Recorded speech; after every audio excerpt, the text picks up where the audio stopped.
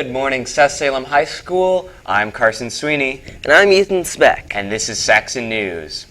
The Salem Parks Foundation is trying to raise $92,000 to purchase all new equipment from Mckay Park.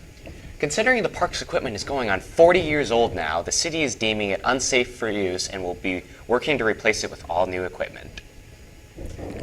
It happened last Sunday evening in the 6,000 block of the Stormy Drive apartment complex. A large fire grew in the dry underbrush of a countryside. A person in Silverton had set a yellow jacket nest on fire and the flames spread. The Silverton Fire Department was called in.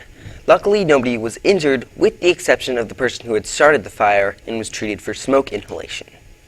However, containing the fire was not easy, as the fire department had trouble keeping the flames away from the possible fuels. The department called it, quote, a close call. The Silverton Fire District released a statement reminding its citizens that it's the dry season and conditions are highly flammable, so to be mindful when it comes to fire. However, it seems that advice can be taken to heart to all of us in Oregon and the Northwest. Additionally, the department would like to remind everyone that if you have an insect problem, to call an exterminator and don't try and do it yourself. Well, it's time to take a look at the weather. Here's Justice. Thanks, guys, and welcome to our South Salem Saxons weather news. So today we have a really sunny day with a high near 85 degrees, and tonight will be clear. It'll be a night sky with a low around 52 degrees. And tomorrow for Friday night, we're getting ready for our football game for HOCO, and for the day it'll be a high around 78. And then it'll be partly cloudy, so make sure you bring your jackets to wear just in case if it rains. And it'll be a low around 50 degrees. And then on Saturday, that's when our homecoming dance is going to be.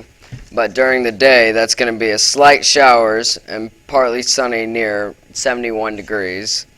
And then a slight chance of showers at night and mostly cloudy around the day.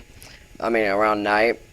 A low around 52 degrees, but just in case when you go to dance, don't want to get your dress all messed up or whatever. And then Sundays is just really cold and cloudy or whatever. It's just a total day. High is 69 and then the low is 58. And then Monday will be the start of our work week with a high around 72 degrees and a low around 50 degrees. Thank you. Back to you guys. Thanks, Justice. It looks to be a good weekend.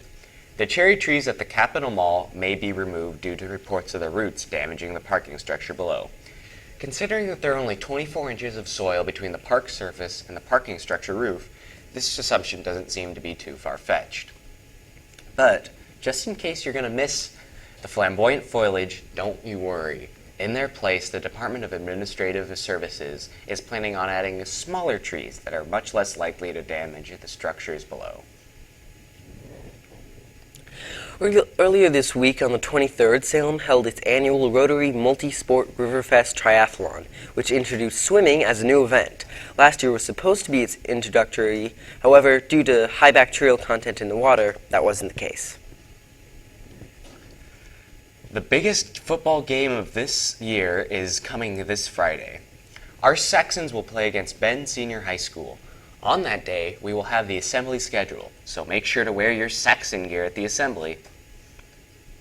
On this Saturday, the homecoming dance will be held in the main gym at South, and the tickets are on sale now. You can purchase a ticket for $5 with an ASB card and $7 without one at the bookkeeper. Also, guest passes are available in the Student Center. Tickets will be sold at the door at the day of the dance, but they will be $10 with or without ASB. Don't forget to bring your ID card to the dance. Outside drinks are not allowed and backpacks are prohibited. You have to wear a semi-formal dress, which means nice slacks or jeans with no rips, and a nice shirt, dress, skirt to the dance. In Southwest Oregon, for the second year in a row, a wilderness area has given birth to a mega fire. The Klondike Fire is approximately 102,000 acres.